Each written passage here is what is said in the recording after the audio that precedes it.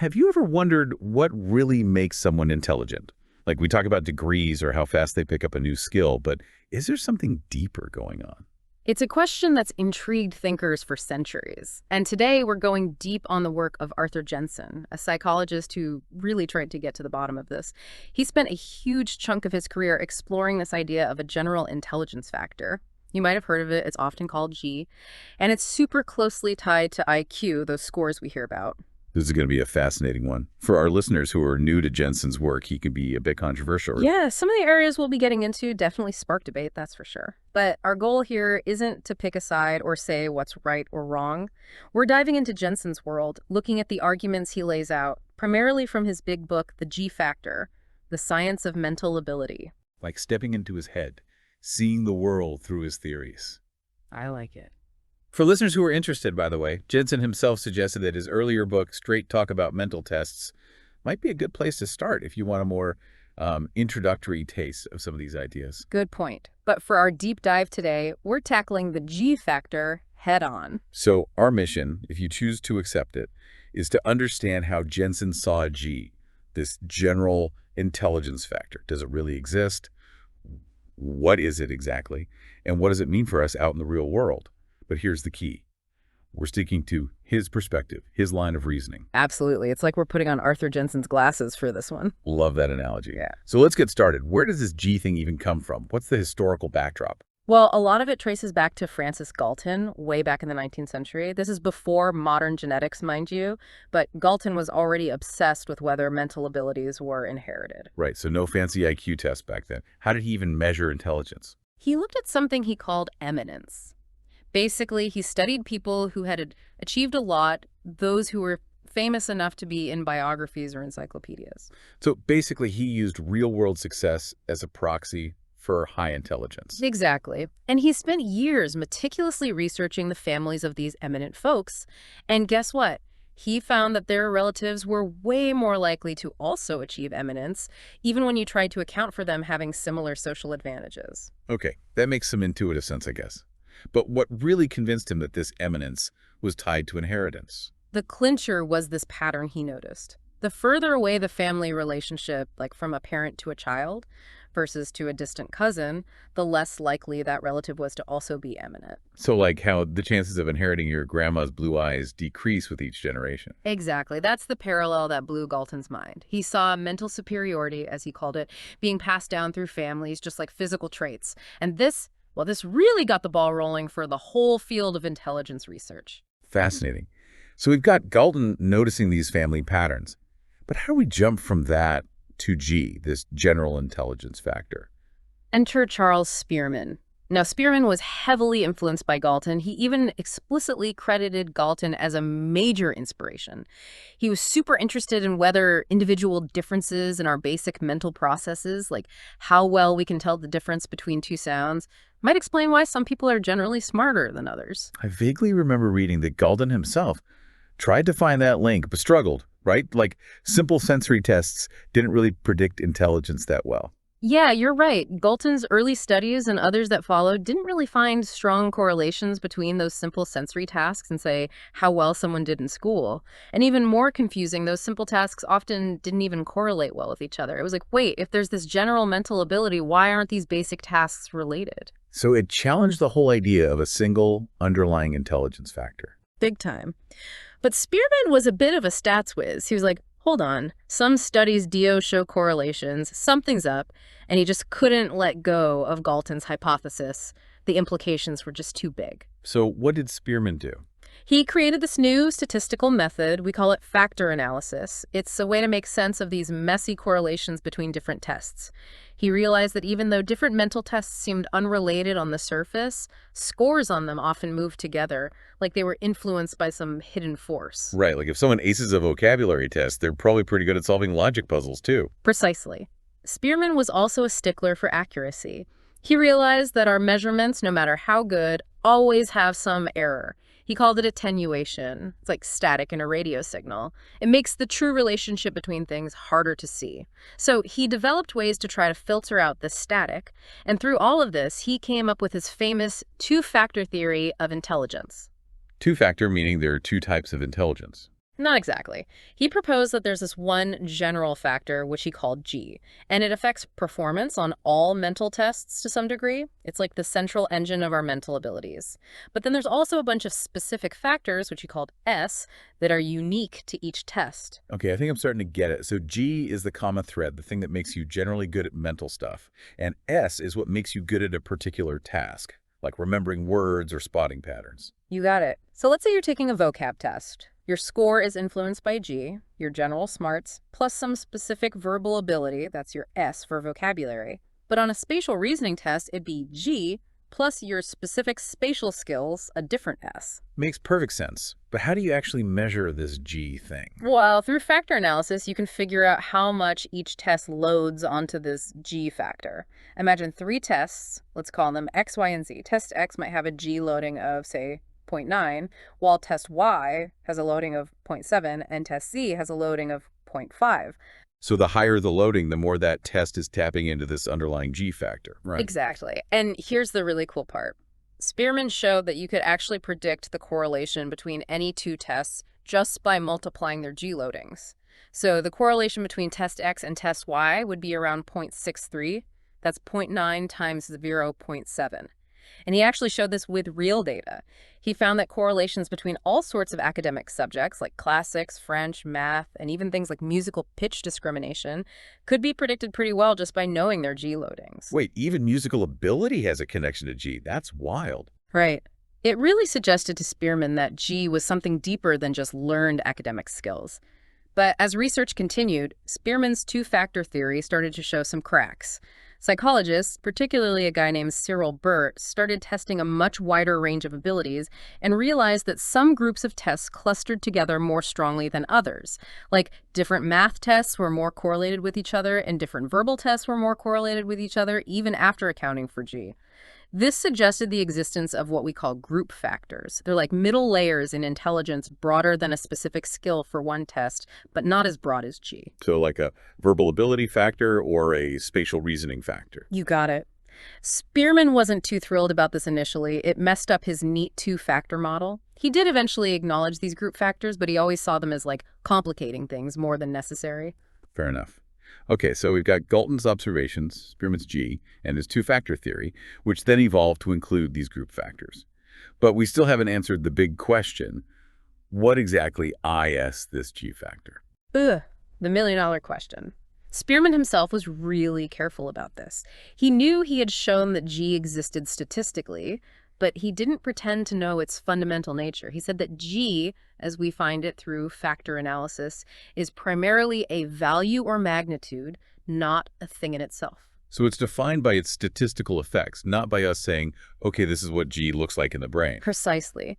Spearman was firm on this. Whether we could accurately call G intelligence was a separate issue. It's like we can measure the force of gravity, but that doesn't tell us exactly what gravity is at its core.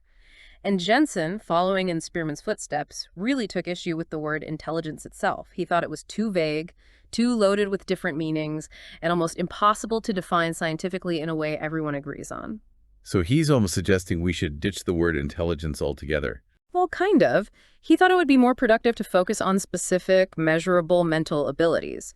Yes, there might be hundreds of these abilities, but the major things that make people different in their cognitive performance, those are relatively few. Why?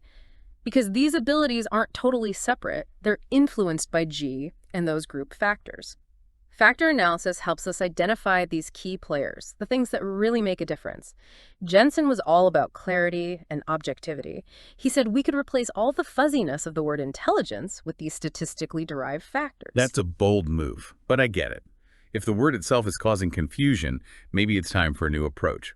So if G isn't necessarily what we usually think of as intelligence, how do we measure it? What are its key features? Well, here's the thing. G consistently pops up when we analyze correlations between different mental ability tests, no matter which flavor of factor analysis we use. There's one important exception, though, orthogonal rotation. It's a specific technique that basically forces the factors to be uncorrelated so it can mask the presence of G. So it's like intentionally trying to hide G. Why would you do that? Sometimes researchers want to focus on those group factors or specific abilities without G getting in the way. But in the world of mental abilities, where we see a ton of positive correlations suggesting a strong general factor, orthogonal rotation isn't really the right tool for the job. Makes sense. So the fact that G keeps popping up, unless we intentionally try to make it disappear, suggests it's a real robust phenomenon. Right. And another important point. G isn't defined by the specific content of the tests that measure it. It's not just about how hard a test is either. You can have a super challenging test that's not very good at measuring G, and vice versa. Jensen uses this great computer analogy. Think of G as the CPU, the central processing unit. The knowledge and skills being tested are like the software. They're how we see the power of the CPU in action. Okay, I like that. G is the processing power, and the tests are just the programs we use to see how powerful that CPU is. Exactly. So just looking at the tests that have high G loadings doesn't directly tell us what GIS, just like looking at fancy software doesn't tell you how the CPU is built. Okay, that clears things up a bit. So what's the best way to measure G? Jensen really liked a method called hierarchical factor analysis, or HFA for short. It's better at dealing with what's called psychometric sampling error. It's like, imagine you're trying to figure out overall athletic ability, but you only have tests for different types of running. You're going to miss things like strength or flexibility, right? Right, you'd get a skewed picture of athleticism. Exactly. Same thing with mental tests.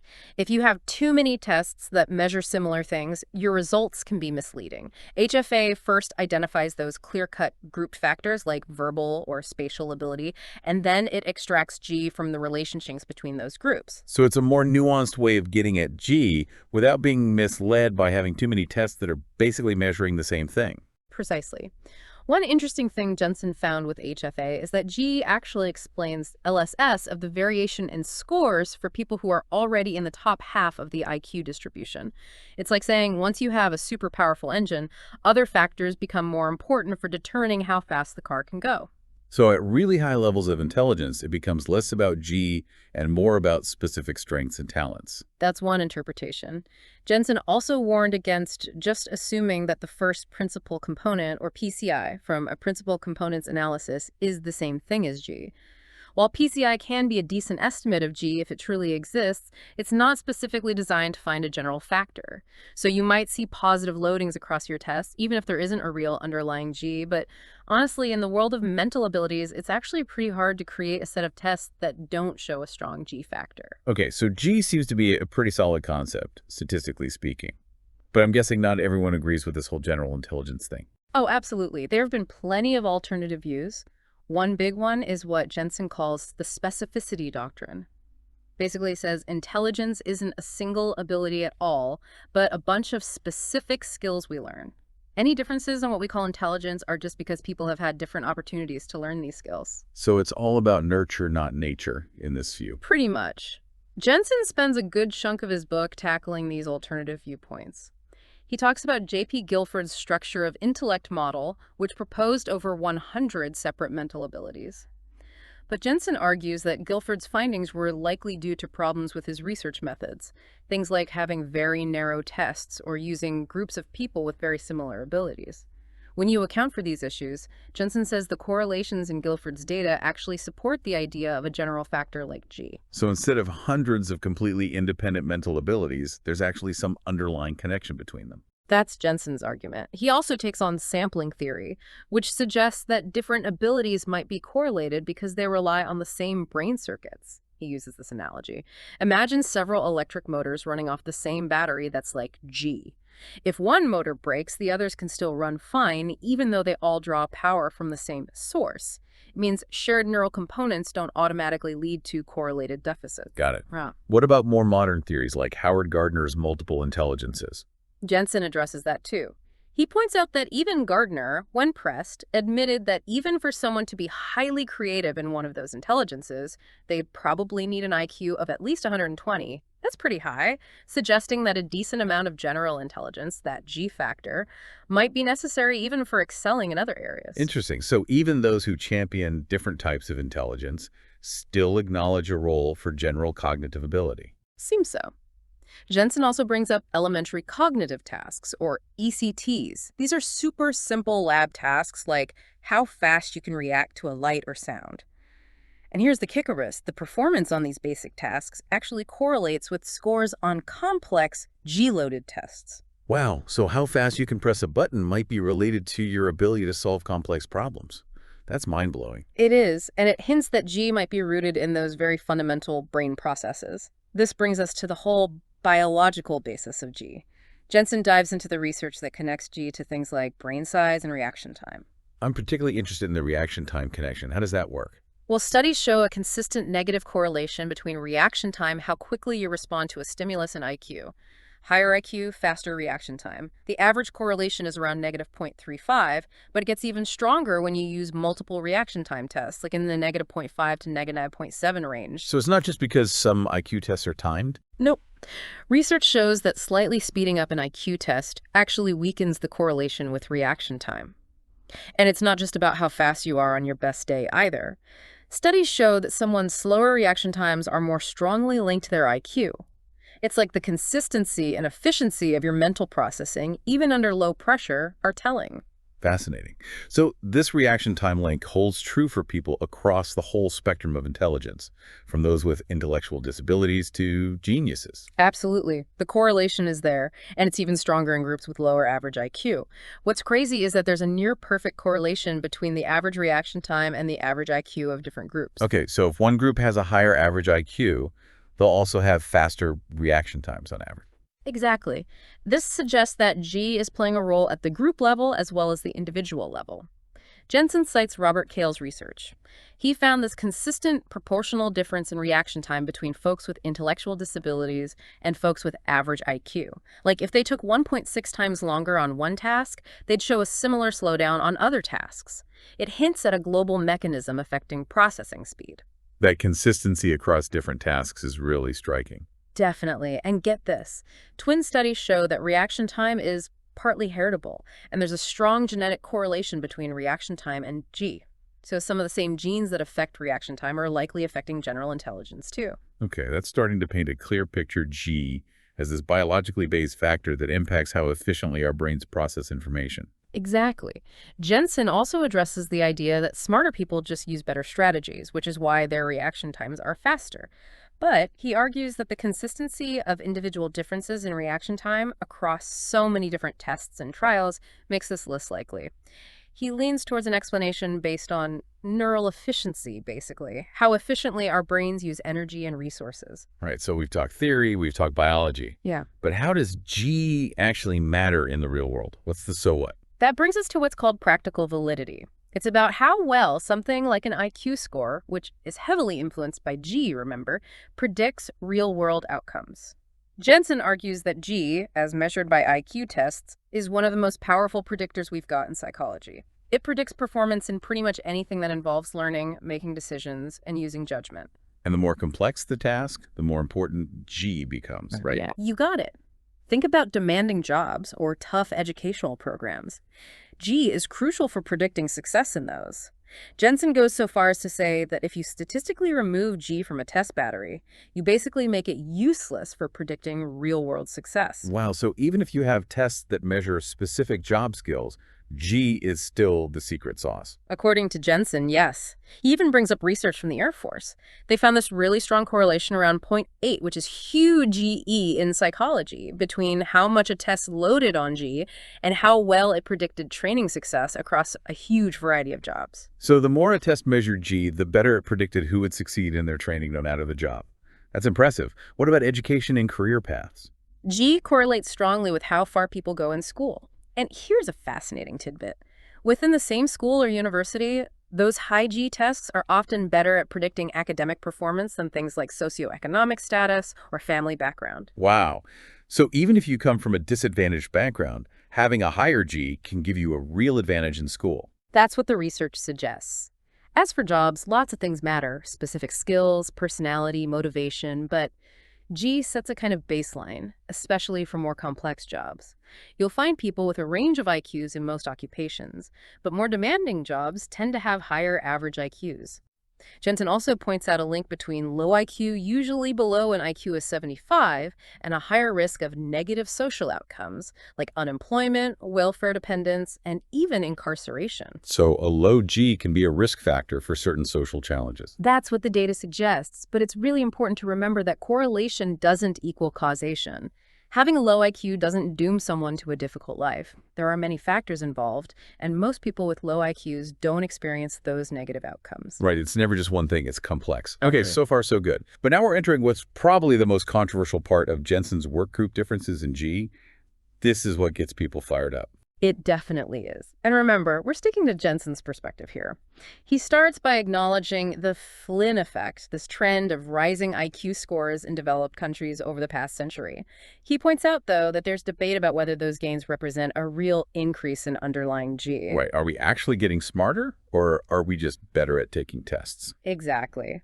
Jensen mentions James Flynn's argument that those IQ gains might not reflect real-world problem solving or G. But Jensen pushes back on this. He asks, if IQs have gone up so much, why aren't younger generations consistently outperforming older generations on complex tasks? Yeah, that's a good point. If these IQ gains were reflecting a true increase in cognitive power, we'd expect to see real-world effects, right? That's his reasoning. He also discusses some intervention studies, like the Milwaukee Project. This study found that disadvantaged kids who got special interventions initially showed IQ gains, but those gains faded over time, especially as the tests got more G-loaded. So the gains were more about specific skills or test-taking strategies, maybe, not a boost in underlying G. That's a possible interpretation. Jensen then moves into the observation that's really at the heart of the controversy: the average IQ difference between Black and white populations in the U.S. This difference, about 1 to 1.2 standard deviations, or 15 to 18 IQ points, has been remarkably consistent across decades and numerous studies. And this is where Spearman's hypothesis comes in, right? Exactly. Remember how Spearman found that different tests load on G to different degrees? Well, his hypothesis, in this context, suggests that the size of the Black-white difference on a test is related to how strongly that test measures G. Meaning, the tests that are considered the best measures of G also tend to show the biggest average difference between these groups. Exactly. And Jensen presents tons of evidence from different studies that seem to back up this hypothesis. Like, he cites a meta-analysis of 16 studies that found a strong positive correlation between a test's G loading and the Black-white difference on that test. So the data, as Jensen interprets it, suggests that the difference isn't just about overall intelligence, but it's especially pronounced in the abilities most closely tied to G. That's the implication. And he points out that some research suggests this gap might not be shrinking and could even be slightly widening due to things like different birth rates across IQ levels within each group. This is all super sensitive stuff, obviously. And it leads to Jensen's default hypothesis. Okay, I've heard about this. The default hypothesis, what is it exactly? It basically says that the average cognitive differences we see between people of African and European descent come from the same mix of genetic and environmental factors that cause differences within each group. It's like we don't need to invent special explanations for group differences. The same forces are at work, just on average. So nature and nurture working in similar ways across groups. Precisely. And Jensen presents several lines of evidence to support this. He talks about the biological stuff we discussed: reaction time, brain size, heritability, the fact that the Black-white difference is most pronounced on G-loaded tests, and evolutionary history. He says all of this points to the default hypothesis being more likely than explanations that rely solely on unique environmental factors affecting each group differently. I know he also discusses sibling studies and adoption studies in this context. What do those show? Great point. Studies that have used advanced statistical techniques with siblings from different backgrounds have found that similar genetic and environmental factors seem to be influencing both individual differences within groups and average differences between groups. And he talks about the finding that sometimes the Black-white IQ difference seems to get bigger, not smaller, in higher socioeconomic environments. Wait, really? That seems counterintuitive. Wouldn't we expect the gap to close as environments become more equal? That's what you'd expect if it was purely environmental. But Jensen argues this finding fits better with models that include genetic regression to the mean. Basically, offspring of parents with extreme scores tend to have scores closer to the population average. And he reviews that famous interracial adoption study, which showed that Black kids adopted by white families had IQ scores that were higher on average than Black kids raised in Black families, but still lower than white kids raised in white families.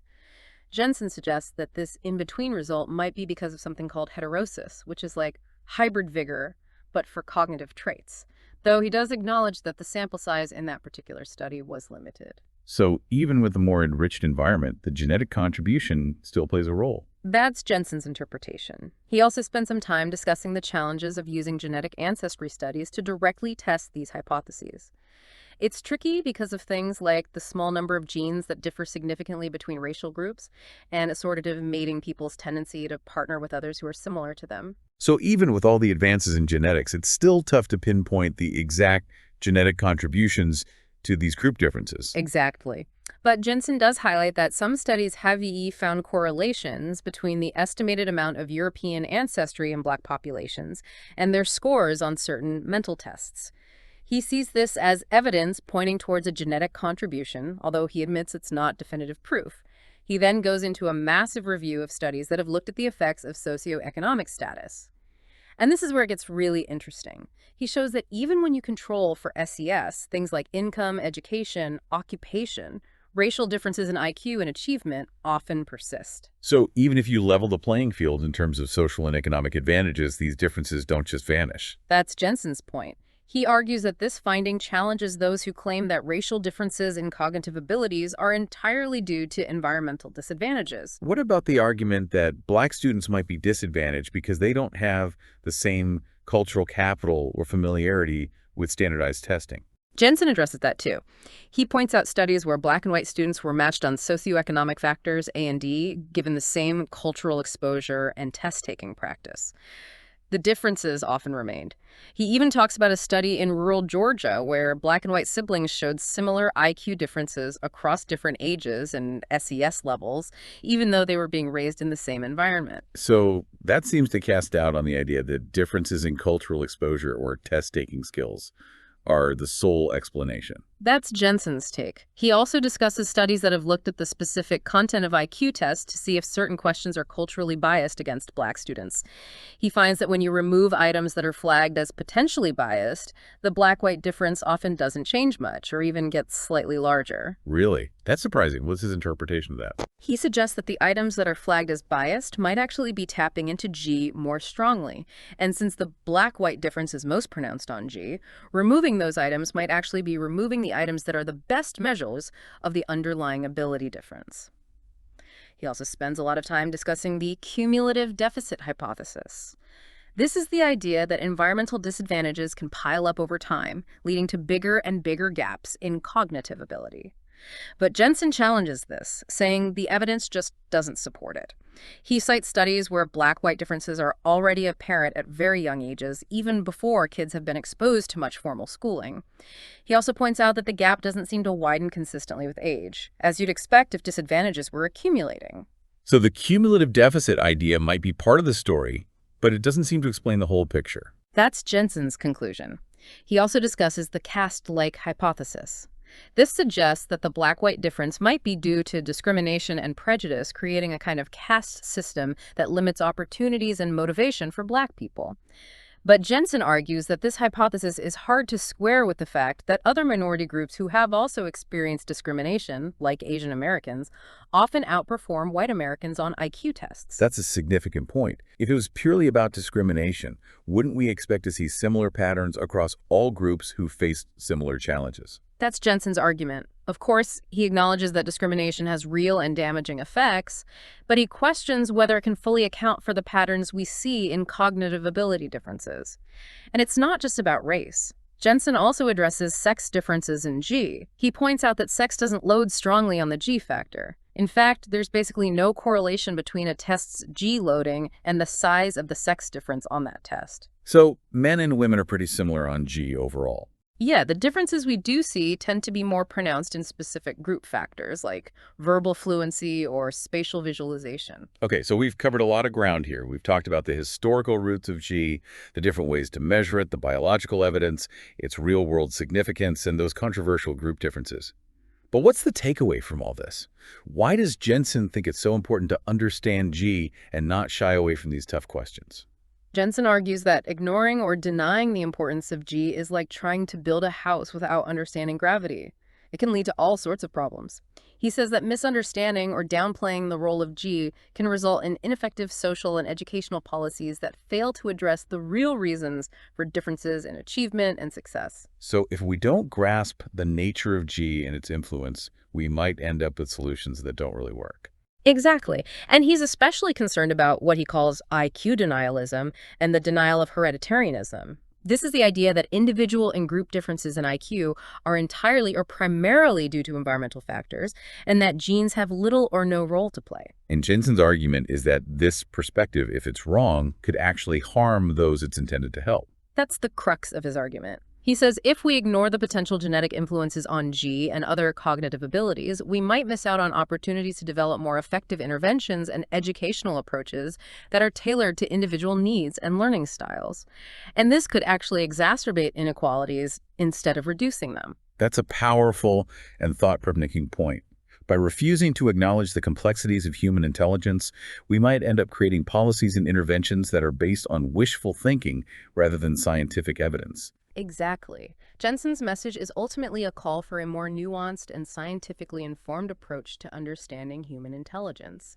He believed that by embracing the reality of G, its biological basis, and its real-world consequences, we could create a more just and equitable society, one that recognizes and nurtures the unique potential of every individual, regardless of their background or their G level. Wow, that's a lot to unpack.